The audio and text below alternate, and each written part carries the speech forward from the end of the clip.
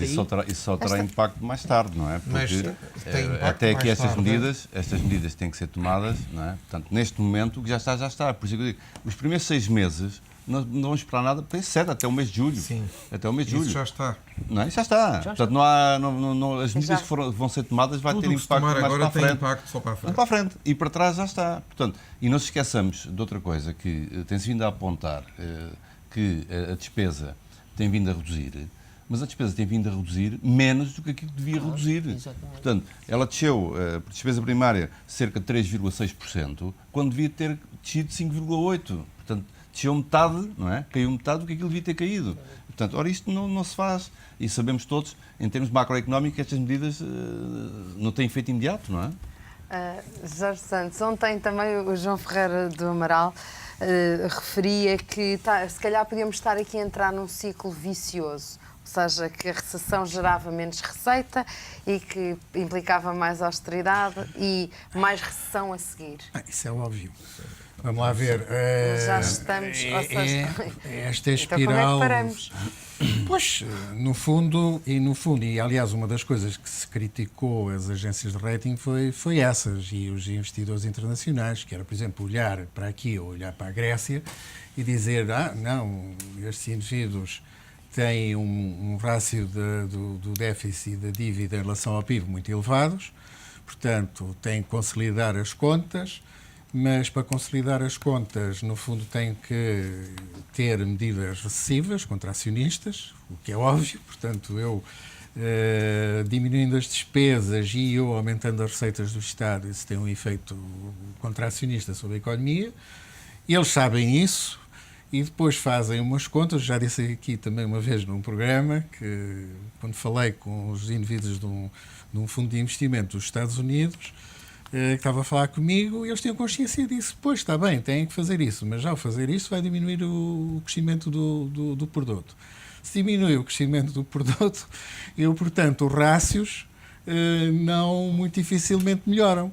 E eles sabiam aquilo tudo, havia lá um deles, eles eram 5, um deles parecia uma calculadora, e dizia, mas isto, se acontecer isto, vai provocar esta situação. Portanto, eles sabem que isso pode dar origem a um ciclo vicioso de, portanto, medidas contracionistas para consolidar as contas, mas isso vai dar origem a uma diminuição do produto e, portanto, os rácios podem não ficar mais favoráveis e então vou outra vez ter medidas mais contracionistas, mais redução do produto e, portanto, é possível este ciclo. Aliás, é o que se diz que está acontecendo, nomeadamente na Grécia. E, portanto, como é que se sai daqui? Há alguém de fora que tem que, digamos, pôr ordem nisto. O alguém de fora, digamos, seria a Comissão, aliás, a Europa, não só, mas a Europa, tentar fazer com que isto se quebre.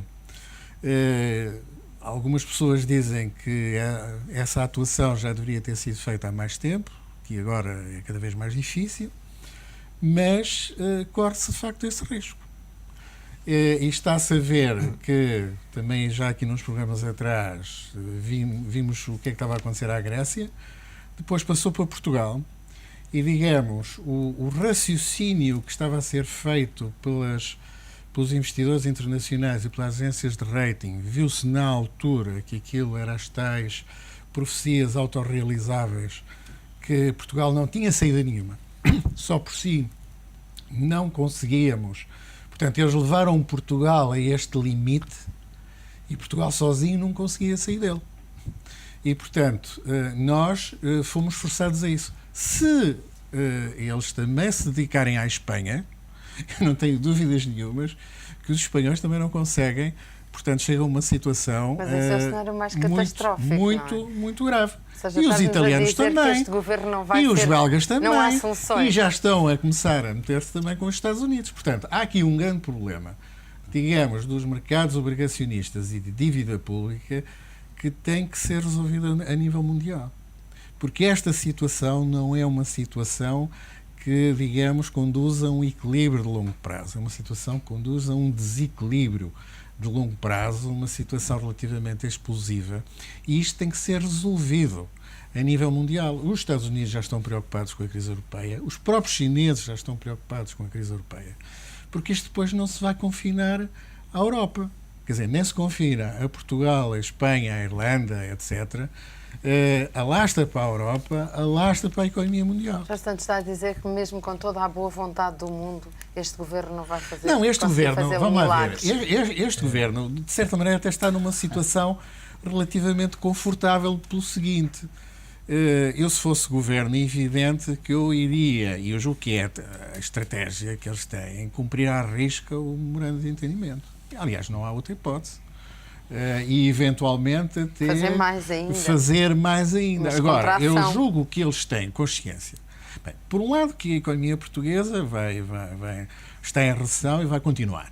Portanto, isso não é, digamos, nenhum segredo. Aliás, o Ministro das Finanças, também numa resposta ao deputado, disse-lhe isso. Se nós temos no próprio memorando uma previsão de que a economia decresça 2% este ano e 2% no próximo, portanto, não é segredo para ninguém. Portanto, a economia portuguesa não vai crescer. Agora, o problema será tentar mostrar que nós conseguimos controlar, digamos, as finanças públicas, que é difícil, digamos, por causa deste problema de que eu, ao tentar controlar, induzo um decrescimento da economia e, portanto, posso induzir endogenamente mais problemas nas finanças públicas. Agora, eu julgo, por exemplo, para este ano, com esta medida que foi feita do 13º mês, e espero que eles consigam controlar agora do lado da despesa, portanto, o crescimento da despesa pública, é possível fazer alguma coisa. Segundo disse o Ministro das Finanças, eles precisavam agora reduzir cerca de 1.000 milhões de euros. E esta receita e é isso que vai ser importante. Agora, mas são 800 milhões de euros. Leão Martim, como é que 800 milhões de euros? Se para o ano vamos estar em recessão, já não precisamos dos 800 milhões de euros? Nós temos aqui em Portugal já a experiência do que é tentar dizer que evitamos a recessão, não podemos fazer determinados cortes, não pode aumentar o desemprego. E o que é que tivemos? 10 anos de paralisia total do país. O país viveu o último decénio sem crescer absolutamente nada e num clima de pura fantasia e de endividamento crescente. Agora, neste momento, nós, para fazermos a limpeza da situação que temos, é como na nossa própria vida, temos que descer mais fundo. E, portanto, a recessão, ainda há pouco ali o Jorge Santos acentuou que o nosso colega, hoje Ministro das Finanças, Vítor Gaspar, disse-o claramente, a recessão dura até 2012, final de 2012, o que quer dizer que traz menos consumo, menos procura, mais desemprego e, portanto, há situações aqui gravosas e as quais eu, sempre que falo aqui, tenho chamado a atenção que é preciso conjugar para que não haja falta de coesão social e não haja mais exclusão social. E qualquer governo tem que estar atento a isto. Agora, dito isto, nós temos que atravessar este período de 2011 e 2012. E temos também que pensar que a situação, nós aqui, temos que reganhar outra vez uma situação de menor endividamento, de pagar o que devemos, porque nós a situação que temos é que o país se endividou livremente e tem que pagar o que deve. Não pode estar a pedir para perdões parciais, nem reestruturações suaves. Não é lógico. O que é lógico é que pague. Nós sempre pagámos ao longo da história. E quando não pagámos em 1892 e tivemos a bancarrota, foram 100 anos para pagar essa situação e mais de 40 ou 50 para voltar a ter credibilidade no mercado mundial. Portanto, nós temos que repagar, temos que fazer estes sacrifícios todos e temos que chegar ao fim de 2012 com a situação mais estável. Mas é importante que, além de Portugal, pensemos o seguinte: nós não estamos sozinhos, nem a Espanha, nem a Bélgica, estamos incluídos na União Europeia. E a União Europeia, embora lentamente, como diz ali o Jorge Santos, é verdade, reagindo às vezes muito a posteriori, mas está a mexer-se e está a preparar um novo governo económico da Europa. Esse governo económico passa por várias coisas.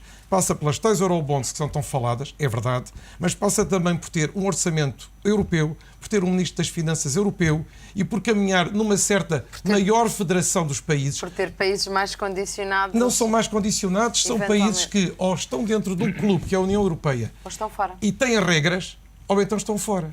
E se estão fora, repare só uma coisa, conhecendo Portugal como conhecemos, se nós não tivéssemos feito o nosso ingresso na União Europeia, que situação teríamos hoje? Eu não sei imaginar. mas penso verdadeiramente que estávamos à margem de tudo. Porque apesar da crise da Europa, o euro continua a ser uma moeda muito forte e continua nos mercados a ser uma moeda muito marcante. E a Europa continua a ser uma zona muito importante de exportações, de importações, de trocas comerciais. Portanto, eu penso que a Europa não está propriamente em decadência nesse aspecto. Tem dificuldades, mas veja que até os Estados Unidos a retoma tem sido dolorosa. Os Estados Unidos habituaram-nos a retomas rápidas, o que não é o caso. Portanto, o que se passou é que com a globalização, a riqueza e o desenvolvimento passaram-se para o outro lado, para o lado do Oriente, para os países emergentes. E agora, Rui Leão Martins, temos que ir a um intervalo. Agora temos que passar para o intervalo, senão na Regi é um curto intervalo nesta Comissão Executiva. Estamos a falar das contas nacionais. Voltamos já, volte connosco.